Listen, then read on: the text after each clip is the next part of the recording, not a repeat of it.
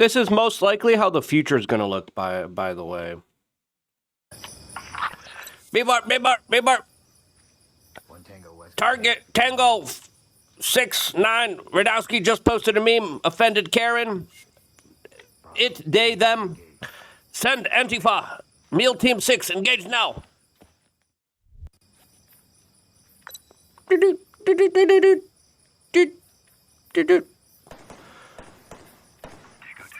Radowski down. Of course. Am I being sensationalistic and hyperbolic? Yes. Is that a look into some of the latest and greatest military tech that could be deployed and probably already is in the field? Yes, it is as well. As Donald Trump has his Stargate project spending nearly $500 billion in the private sector in order to build the AI infrastructure for the United States. With that comes a lot of power, a lot of data, a lot of information, and of course, a lot of privacy. As the conversation now turns to Peter Thiel, that's the subject of a lot of lore right now, especially after his South Park debut about the Antichrist. All of this as there's a lot of attention on his company, Palantir, as well as Alex Karp's, that really has a lot of interesting things kind of unfolding right now, specifically with the latest whining and dining that's happening at the White House. Big decisions, big moves, specifically when it comes in the private banking sector as well, as David Icke has some different theories about all of this. I wanted to play this video from the Sean Ryan podcast as well here, as it looks like Donald Trump is on the full-on offensive against what some people are saying, the left-wing authoritarian tech, by setting up his own right-wing, some people question whether it's authoritarian or not, tech battle that's unfolding right now in the sphere of discourse. What in the world is really going on here? Well, we're going to be talking about that as honestly as we can. And if you appreciate that, subscribe, click the notification button, because there's a lot of really weird, wacky, crazy things to talk about, including spraying analysts that are not doing you any favors with urine light fentanyl. What? Yeah, that actually was said.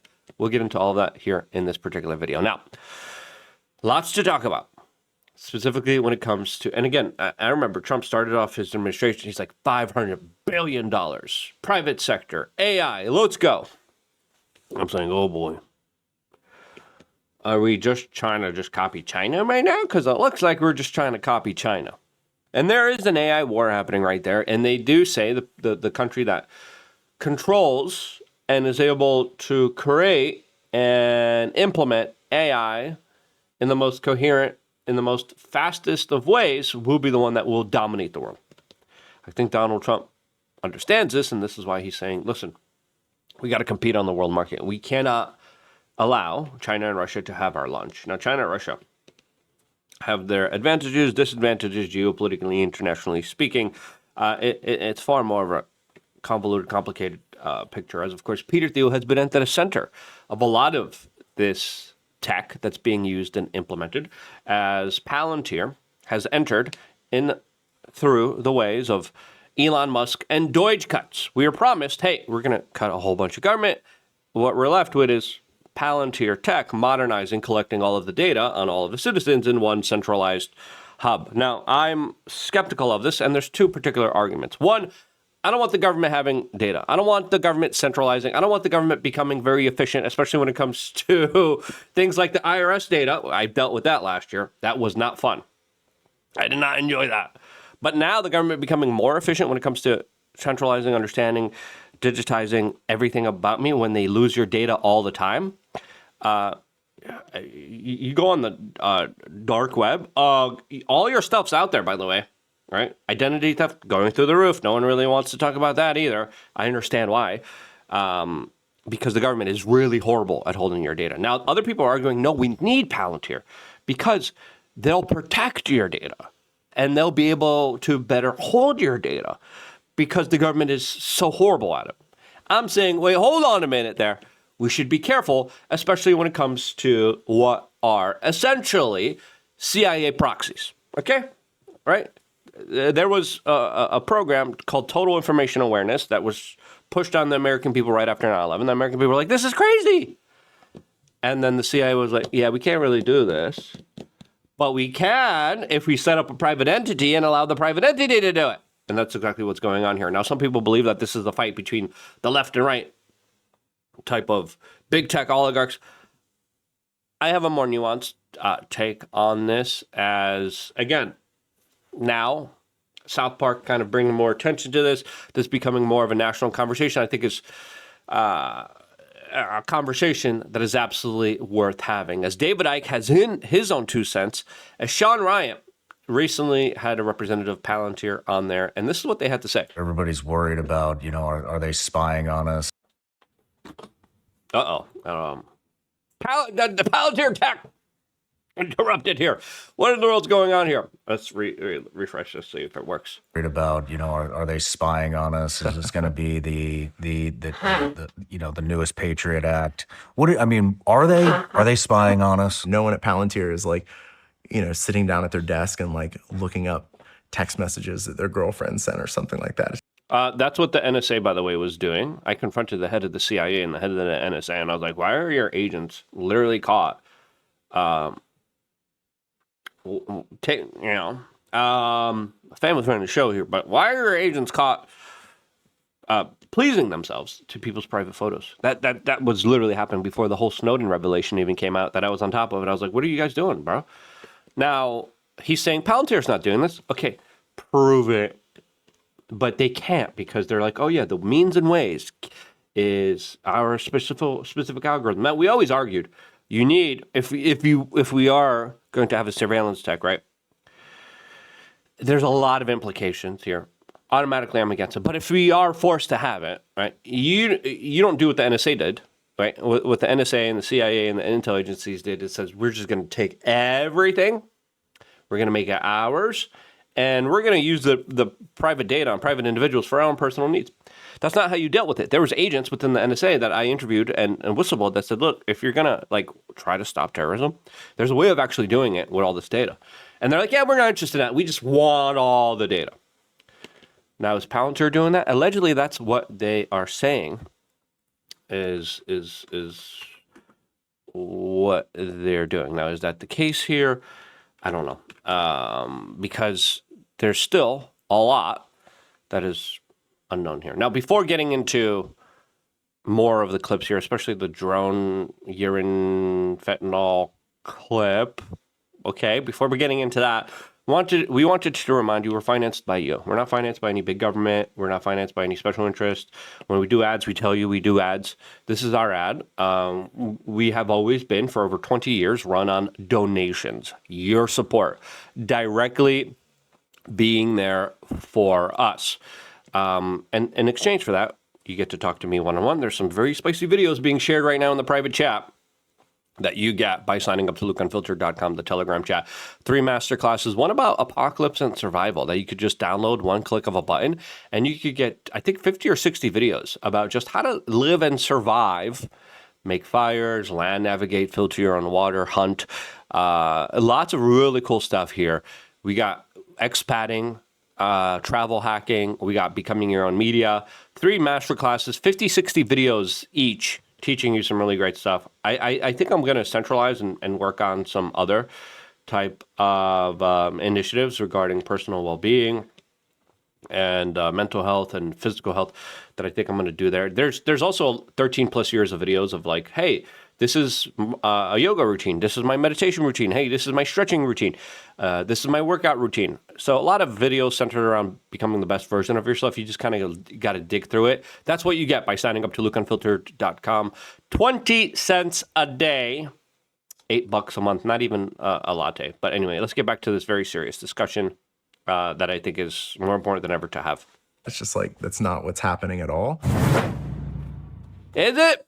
As of course, David Icke says, former Naval SEAL and CIA contractor Ryan agrees with an intelligence operative, Palantir employees, and business associate of Peter Thiel that Palantir are the good guys. Nothing to see here then.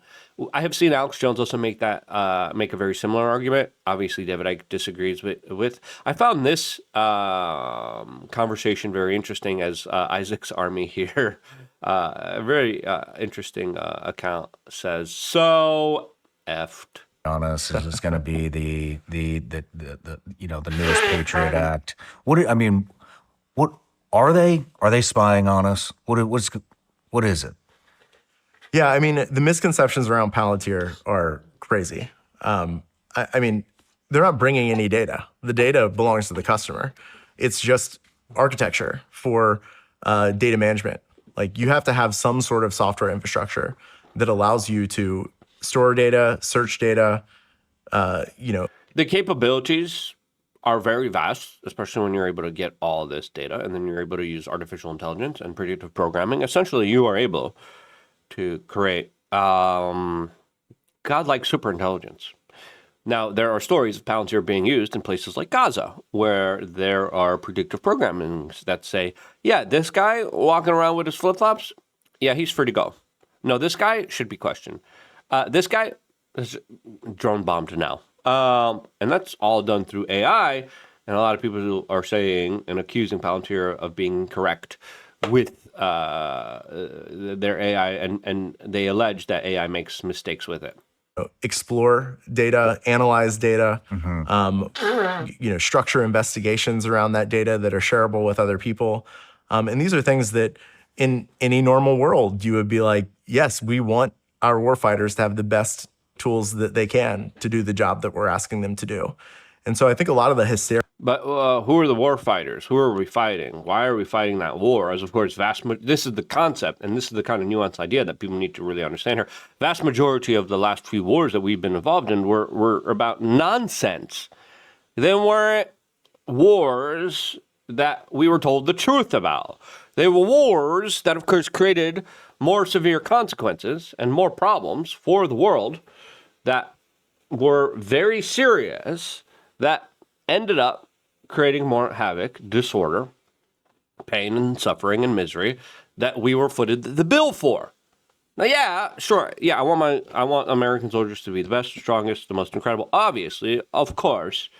But I also want to make sure that their lives and dignity and karma and existence is respected in a totally understandable way, not just absolute crazy killer machines that overthrow governments for more chaos, more power vacuums, more terror grips, right? Like when we look at a lot of the last type of few interventions, it doesn't look like we're the good guys in Libya, right? It doesn't look like we're the good guys in Syria, okay? It doesn't look like the Iraq situation worked out pretty well, all right? And then again, there's other ones that I could mention here, and we could keep going on and on. But yes, we want our troops to be the strongest. But when we're collecting data on American citizens, are the soldiers going to be fighting American citizens? Some people say yes. Area, like, philosophically is really troubling, because basically what people are saying is that we, a democratic society, have elected representative government to make decisions about how we should make decisions around the policies that we want. Now, government becoming more weaponized than ever politically, especially with the Department of Justices. And again, Trump's just kind of returning the pendulum swing that the Democrats gave to him. But we got to understand, I think we already crossed the Rubicon and there's no going back, right? Now, Trump clearly here isn't a fan of the left-wing type of intelligentsia. He has been in the crosshairs of the intel agencies, the CIA, the kind of private networks that have been spying, tracking, arresting, and investigating him and trying to destroy him when he was running to be the president of the United States. The algorithms that were controlled by the intel agencies literally blocked his speeches from even being heard. If you remember those days. Do you remember those days? Huh? Do you remember when Donald Trump, you couldn't even play clips of his? Because if you did on this very platform, your videos would get deleted, right? You couldn't even play clips from Donald Trump. People forget this.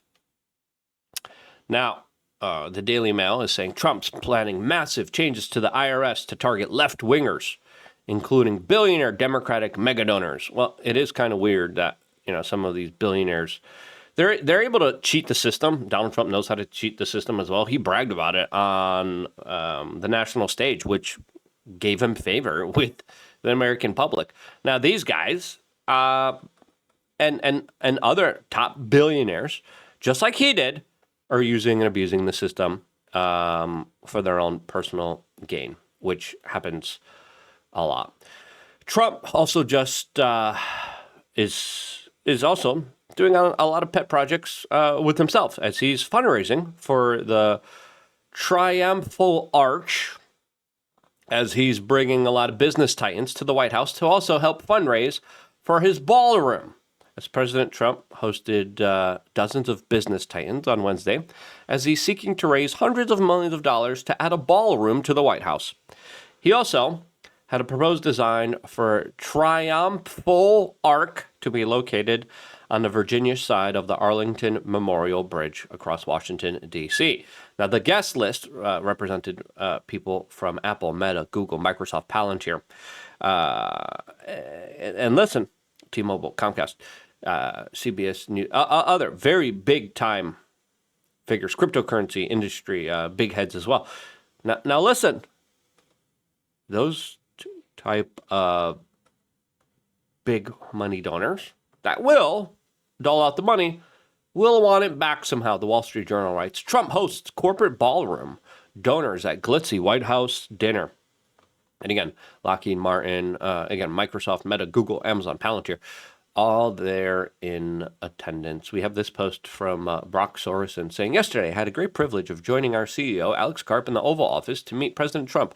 Our discussion was focused on national security and the groundbreaking peace deals this administration has secured, which are reshaping stability in the Middle East and beyond.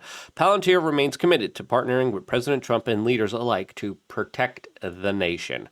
And Alex Karp came out and had some very interesting statements recently at the 92nd Street YMCA.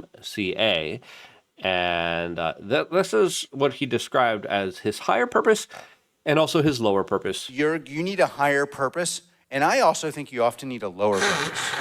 Like the higher purpose for me... What's a lower purpose? Well, I love the idea of getting a drone and having light fentanyl-laced urine spraying on analysts who tried to screw us. So that's my lower purpose. He gets into his higher purpose then a little bit here, which I think is music to Donald Trump's ethos. But flying drones with pee and fentanyl, that's how you kill, not the pee part. There's some people that love that stuff. Anyway, I digress. I met some of those people recently. The fentanyl-laced stuff. He's just like, it takes very little to take someone out with fentanyl, but you're talking about just like using and abusing your positions of power in order to mess with people significantly or potentially take their lives, as this is the man that's entrusted. It's like, oh yeah, analysts, you try to screw us? What does screwing you mean? Does that mean commentating? Does that mean there's going to be a little tiny drone flying in here that's going to give me a little tiny amount of fentanyl? That's going to...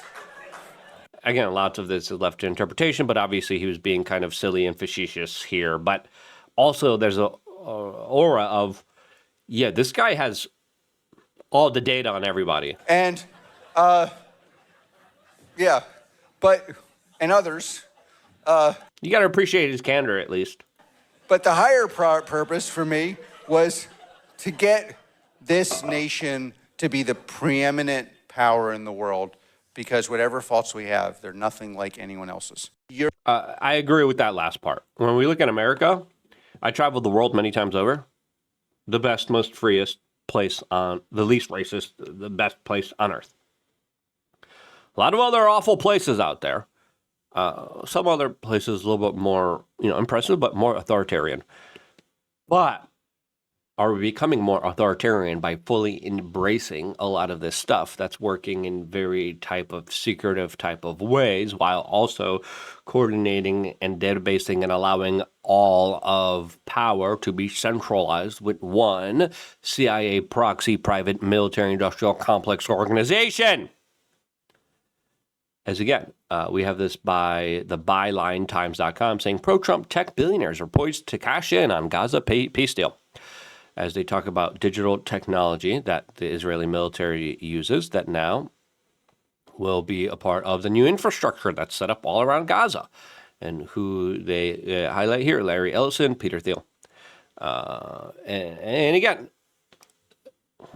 some people are saying you just can't stop this tech revolution, just like you can't stop the industrial revolution. But with it comes a price, with our privacy, with our civil liberties, that I think we should have a big, serious discussion on, and we should try to prioritize those type of initiatives that make America great, that make America amazing and incredible and as powerful and as beautiful as it is.